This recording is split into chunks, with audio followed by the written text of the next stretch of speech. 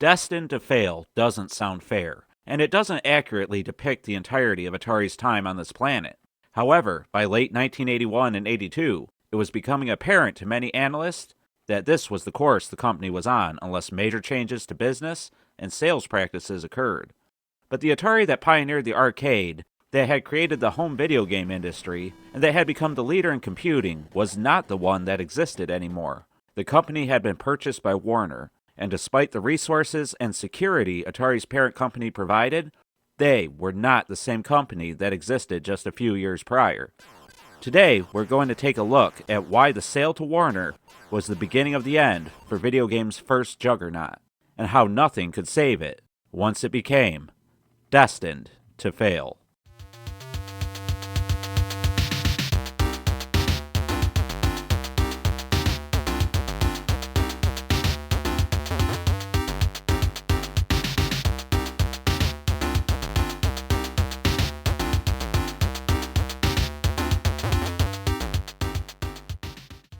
Atari had some minor successes in the early years, but it didn't come without risks. Computer space and the introduction of home Pong units were all big risks that would either make or break the company. It took a lot of outside-the-box thinking and some allies in the business and retail space to make these endeavors successful ones. But in 1976, Nolan Bushnell had to sell his company to Warner Communication to help fund and finish one of their most ambitious products yet. A video game console that would use interchangeable cartridges to allow for many different games to be played on your home television set. This idea would allow for the consumer to take flight in space one moment, and by inserting another cartridge, they would be fishing or driving a race car the next. This was the Atari VCS, and thanks to Warner's finances, it became a reality.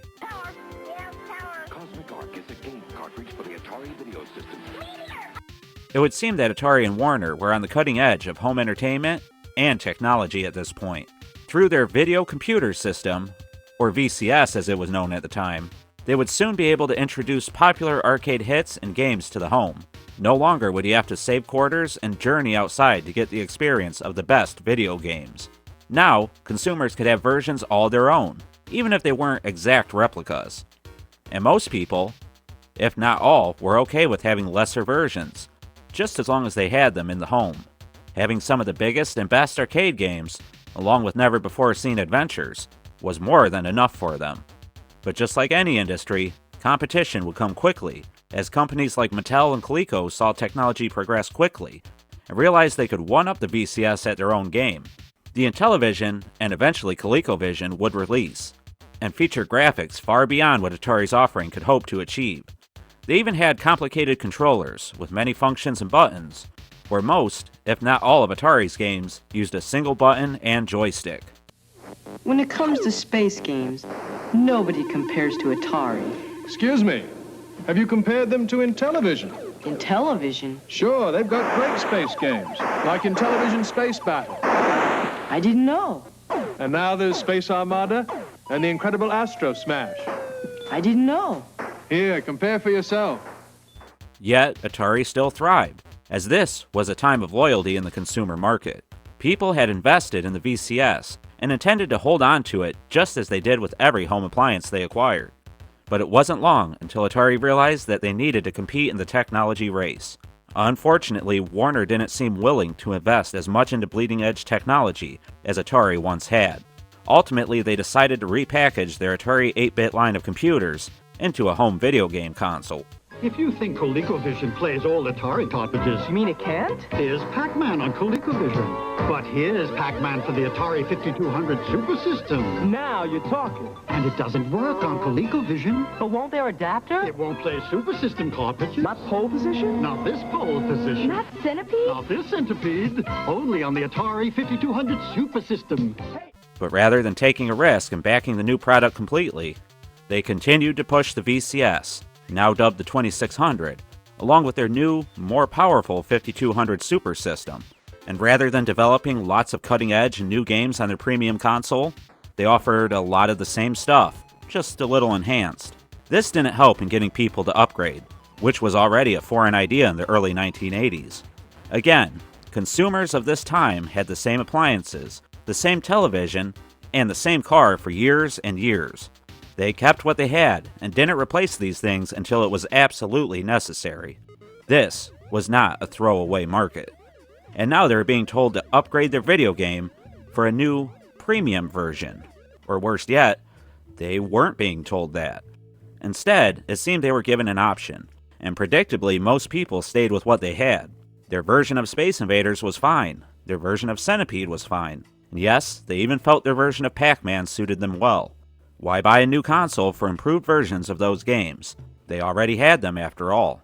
But it wasn't just market confusion, poor choices in game releases on the 5200, and consumer trends that were hurting Atari and their new super system. Even the 2600 was being hammered hard on multiple fronts. First, there was the flood of third-party software being released for the 2600. All of a sudden, there was more games than ever before, and little to no way to tell if they were good. But worst yet, Atari was forcing retailers to purchase inventory for the whole year ahead of time, which gave a false impression of major sales numbers. These numbers were even worse than giving the wrong impression, as retailers were stuck with tons of inventory and video games that they could not sell. Retailers were forced to take a major loss on video games, and lost confidence in those products and video games as a whole. Orders for Atari plummeted, and the company started posting dismal numbers and huge losses. Warner had tried to play it safe with their new console, the Atari 5200, and worse yet, they failed to properly forecast sales and produced entirely too much inventory for the 2600. They stuck their partners with massive losses. Things looked bad, and honestly, they were. The fabled American video game crash was here, and Warner needed to dump Atari fast if it had a chance to recover.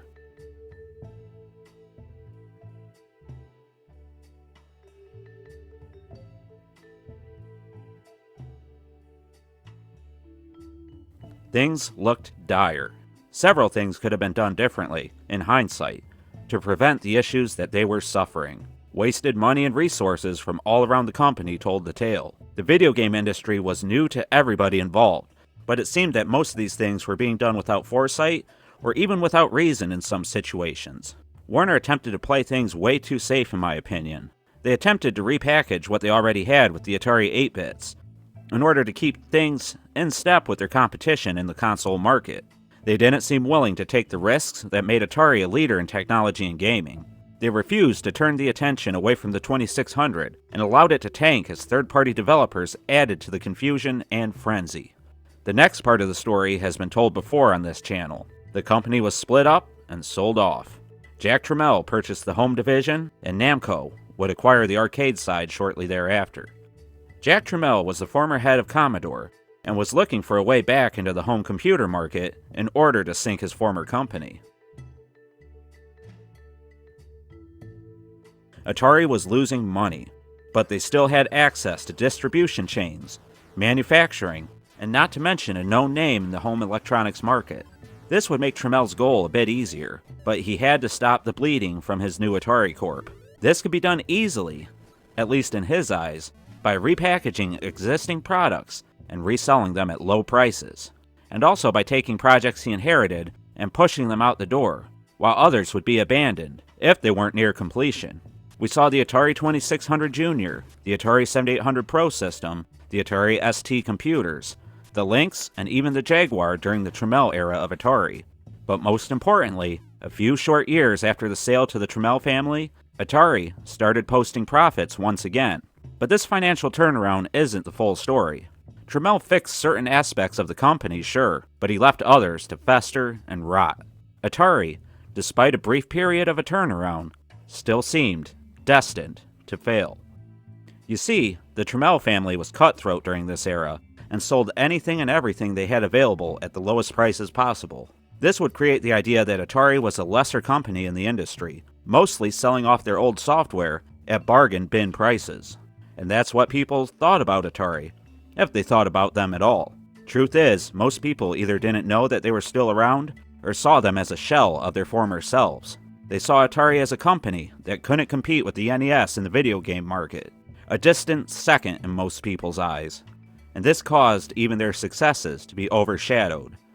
Some magazines really liked the Lynx, for example, and praised it, but a lack of software for seemingly everything Atari released made even the Lynx a fool's errand and a silly purchase, in most people's eyes. Discover the next generation of video games. Everything else is history. It's the Atari Jaguar 64-bit system, the most fun you can get your hands on today, at the best price anywhere. Atari made a push into the computer industry with the ST, and had attempted to get back into video games, but the company still felt like they couldn't catch a break. So they would bet the farm on a new video game console, one that would be far superior to anything else on the market at the time, the Atari Jaguar, a 64-bit powerhouse of a console that would be able to run games that the Super Nintendo and Sega Genesis could only dream of.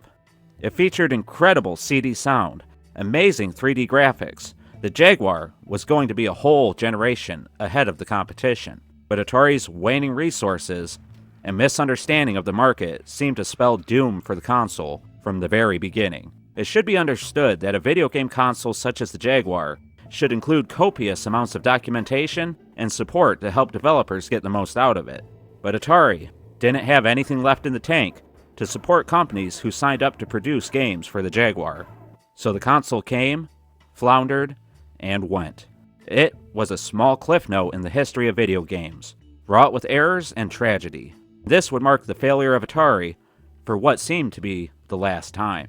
The company would be sold off and nothing would be heard until Infogrames bought the name. But today Atari is making a comeback in the video game industry, and they are leveraging their interesting past to get there. Rather than ignoring the failures of the past, they are presenting them along with the successes of the Atari 8-bit and 2600 as a celebration of the company. We got the VCS, a home Atari box console that could have easily gone the way of the Amico, but it didn't, and it still has a loyal following of people to this day. We got the brilliant Atari 50th collection, Atari Mania, the Recharge series, and Haunted House, which are all examples of the turnaround for the company. The 2600 Plus brings their most interesting and successful eras back to the masses, but this time in the HD age. This new Atari finally seems to be bucking the trend of being destined to fail, and us fans can only hope that it continues for a very long time. This has been a brief history of Atari's failures after the 2600, and I hope you all enjoyed it. Of course, all this information can be expanded upon immensely, and we will in the future. But in the meantime, please feel free to expand, discuss, and even correct things from the video in the comments below. And please leave a like if you liked the video, and a dislike if you didn't. And subscribe for more videos just like this one. We do a review every weekend, and a featured video just like this every Thursday. We also have the Atari Network podcast, where myself and co-host Vinny Vineyard talk about everything Atari, both new and old. You can watch it every other Friday at 7:30 p.m. Eastern Time, 4:30 Pacific. And the next one will be on February 23rd. Tomorrow, actually. Also, on the opposite weeks of the podcast, on Saturdays at 10 a.m., I have the Manverse 7800 live stream, where I attempt to beat an Atari 7800 game live on camera for all of you. Alright guys, thanks for watching my thoughts on why Atari was destined to fail for so long. I'm the 7800 Pro Gamer, historian and doomsayer here at the Atari Network, and I'd like to thank you all for watching. And remember, stay classy, Atarians.